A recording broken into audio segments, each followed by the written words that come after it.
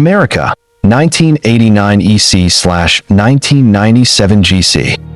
In an office of the U.S. Air Force, the commander-in-chief flipped through the black register on his desk.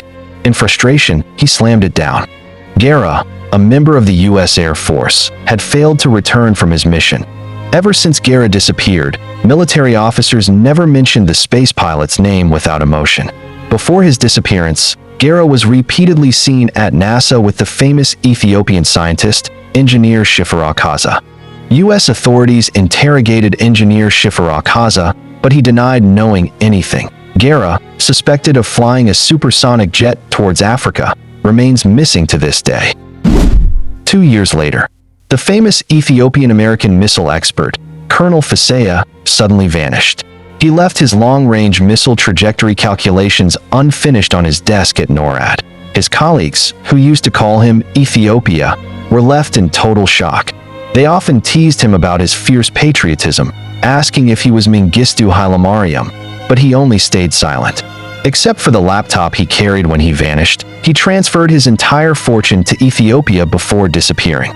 On the third day after his disappearance, NASA's Shifra Kaza was interrogated again. Engineer Shifra dismissed them, saying, "Now you've lost the chicken you brought from Ethiopia. Don't come to me if you lose your mind over it." Israel, Megabit 1990 EC/1998 GC. In an underground research facility near Tel Aviv, 2 Ethiopian scientists vanished into thin air. Israeli commandos launched massive search operations, but found no clues. To this day, neither scientist has been found. North Korea, Meskeram, 1991 EC/1998 GC. An Ethiopian-Korean scientist was born to an Ethiopian-Korean War veteran father and a Korean mother. He vanished from an underground research facility. The underground research station was immediately sealed, and a massive hunt began. Yet, no trace of the lost scientist was ever found. Uganda, Nihase 1992 EC/2000 GC. Renowned computer science genius, Gurmichu Hailek, visited the Simeon Mountains. He never returned. A Ugandan police helicopter carrying him vanished completely over the mountains. Gurmichu was a vital asset to Uganda's tech program. Russia, Tikim 1994 EC/2001 GC. Among the Ethiopians sent to the former Soviet Union for study, one was nicknamed Amora. Highly brilliant, Russia offered him special privileges to keep him from leaving. But 4 years after radar technology scientist Amora escaped Russian custody, Russian newspapers published news of his disappearance. China, TASS's 1995 EC/2003 GC. Engineer Shifra was secretly in Beijing, China. For unknown reasons, the negotiation broke down. The famous scientist, Engineer Shifra Kaza, rejected China's space research offer and a fortune in cash. The next day, Engineer Ezekiel, who was working at China's Space Research Institute, went missing.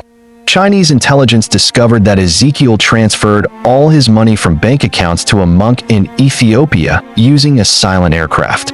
40 minutes after the monk confirmed receiving the money, the silent aircraft left China. Despite intense searches, Chinese intelligence could not find Engineer Ezekiel or Engineer Shifra. Iraq, Tier 1995 EC/2003 GC. A radar siren sounded across Iraq. Hearing the alarm, the command gave orders that no one leave Iraq. Iraqi borders were locked, and all flights were grounded. The only unsearched place was Radar Unit 0. Searches spread from underground bunkers to the desert streets. Yet, the brilliant Ethiopian missile scientist hiding in Iraq was nowhere to be found.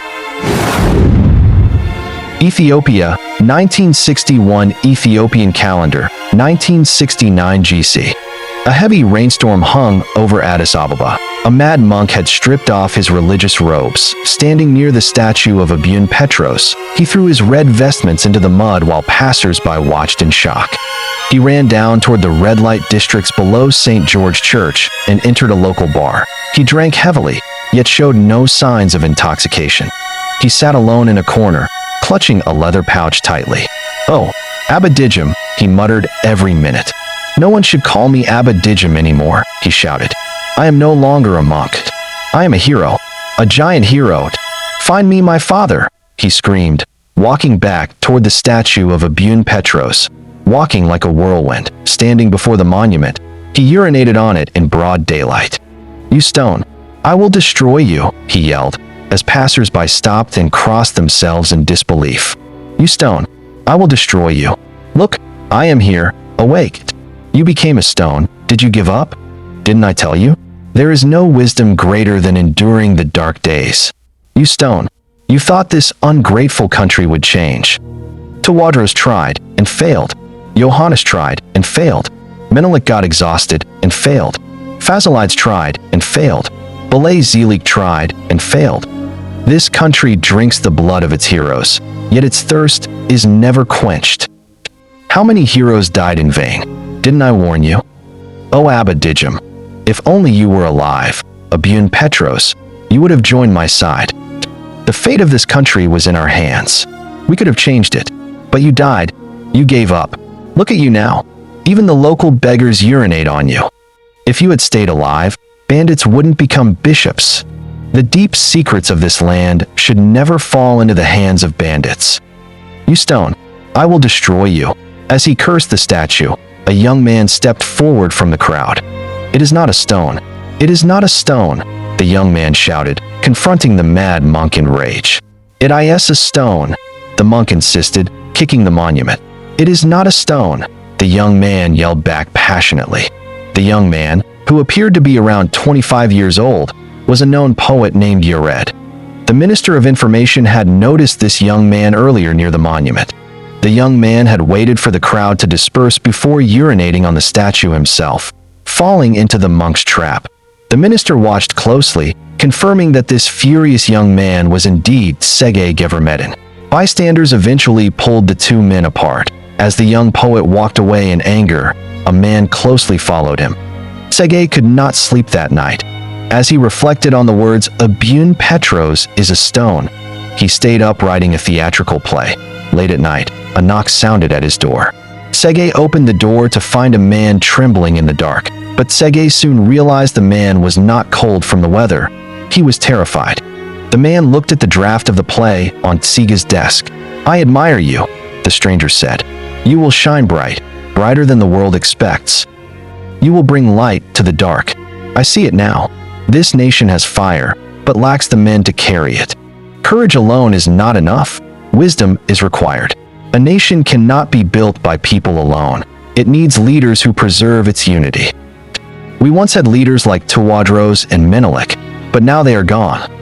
You cannot be them, but if you share their vision, you can fulfill their legacy. To replace them, an Ethiopian king does not need to rule. The man stopped, staring deeply into Sergei's eyes as tears welled up. Sergei remained silent, watching him in total fascination. From his bag, the man pulled out a large, ancient leather scroll and spread it across the table. On the ancient parchment, etched in red ink, was a detailed map of Ethiopia. Written across it were Guizi characters, and at the top, a mysterious number was written in bold black ink, 25. Swear to me, the man demanded. Swear by the God of Ethiopia. He pulled out a holy Bible with a red Ethiopian map drawn inside, forcing Sergei to place his hand upon it. Have you completed the play script? The stranger asked, digging into his coat pocket. Almost, Sergei replied. Excellent. This will be the closing poem for your play. The man handed him a poem titled Petros at that hour, ***, and read it aloud with a voice as deep as thunder. Sergei was moved to tears by the power of the words. After reading, the stranger said, Brilliant, absolutely brilliant. Hand it to me. He shook Sergei's hand with immense strength, nearly crushing it. Sergei felt a sharp sting, as if a needle had pierced his palm. From that moment on, everything shifted. I have a critical mission for you, the man said. A heavy task, but now, it will be easy for you. The man pulled out a list of words written on parchment. You must weave these words into your poem, he instructed. Disguise them within the verses. They hold immense power, and I will no longer carry this burden. Weave them in. Tsiga took the 48 words and carefully embedded them into his poem. Astonished, the stranger looked at the finished poem, drew a cross-like symbol on the paper, and added numbers. After completing the secret layout on the parchment, he read the poem aloud once more in a roaring voice. The secret poem, Petros at that hour. Why, O Mother of Light, do you weep for Ethiopia? Oh, why have you forgotten your right hand? Oh, how long shall you guard this place of sacrifice in vain? Oh, will you let our hearts be consumed by sorrow? They mock us, saying your strength is gone. Is there no one left for you? They stripped us bare and paraded us in shame. They bound our hands like captives. They bent our heads so we could not see the truth. I surrendered my soul to the cause. Power was used as a sacrifice. You, my shelter, do not abandon me. A Mother of Light, keep your promise to Ethiopia. Or I stood alone in fear. I lost my strength. I lost my heart. Mother Ethiopia, do not let your spirit be broken. For I poured out my life from the womb. I gave my flesh and bone for this soil. I gave my youth and my blood. I sacrificed everything upon this land. I stood in the cold, amidst the roaring waters, through the mountain storms and deep valleys. Where the shadows fall, I buried my secret beneath the ancient roots. I hid the truth in the burning heat and the driving rain. Where the red dust rises over the fields, where the horses galloped and the drums resounded. That is the Ethiopia I love. A Mother of Light, did you see my tears? And my soul is sealed with 7 seals. And my life and my faith remain unshaken. And my spirit stands guard over the sanctuary. But even as Ethiopia falls, she shall rise again from fear. Her crown of glory shall shine in the dark. The covenant shall never be broken. A Mother of Light, preserve the beloved child. Magnificent, the stranger exclaimed, his eyes beaming as he kissed Siga on the forehead. Consider this a warning, he said sternly. Do not change a single word or punctuation mark in this poem. This is a sacred secret. If you remove even one word from this poem, your connection to your homeland will be severed forever. Tell me, do you understand? The stranger took out the pouch once again. You will hide these 48 words inside the poem. They carry immense power, and they must remain hidden. The man carefully watched Siga write down the 48 encoded words. He then took out another sheet of paper and drew a cross-like figure with numbers and symbols surrounding it. He placed the secret parchment back into the leather pouch, sealed it, and read the entire poem one last time in his booming, unforgettable voice. Remember what I told you. Not a single word must be altered. The stranger looked intensely into Tsege's eyes, clutching his leather bag. What is your name? Tsege asked, his voice trembling. You can call me whatever you wish, the man replied. We will only meet again when your book of poetry is published. Farewell. The stranger turned and vanished into the dark night. Tsege watched him disappear. 5 years later, 1966 EC/1974 GC. Tsege Gevremedin's famous poetry book, Isit Woy Abiba, Fire or Flower, was published by Baranina Salam Printing Press. On the day it was printed, a monk appeared inside the printing house. He carefully checked the poem Petros at that hour to ensure not a single word had been altered. Before leaving, he handed the printers a manuscript titled Al-Kalebnim, I Could Not Tame It, to be published. However, to this day, the book Al-Kalebnim has never been released to the public. Years later, in an audio recording, Lauren Tsiga Gevremedin explained the origin of the poem. Petros at that hour represents the final words of a true hero.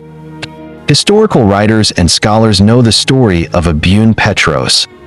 When he was executed by Italian forces in the public square, he stood brave and unwavering. The Italian generals ordered his execution, but his spirit could never be conquered.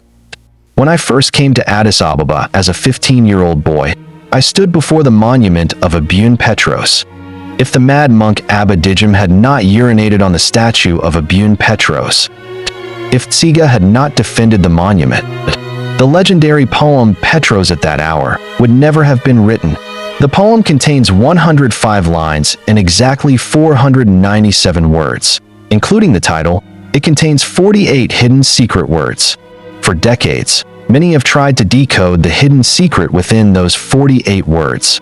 But to this day, the secret remains unsolved.